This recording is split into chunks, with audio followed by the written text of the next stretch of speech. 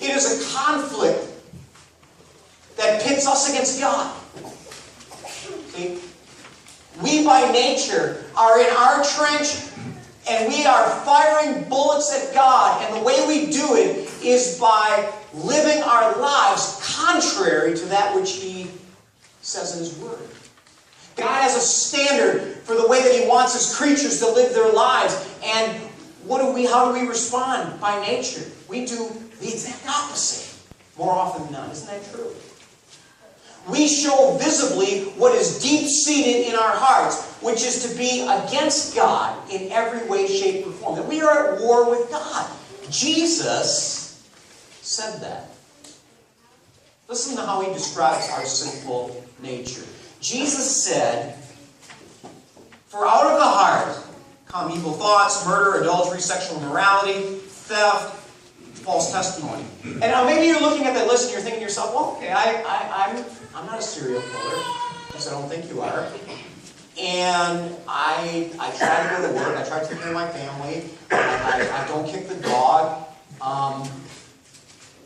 Maybe I'm not all that bad. Maybe that hostile mind against God is for those really nasty people that are watching the Packer pregame show instead of being in church. But then again, listen to how Paul describes it even deeper. Listen to this. Paul in Romans says, they are full of envy. You ever been envious before?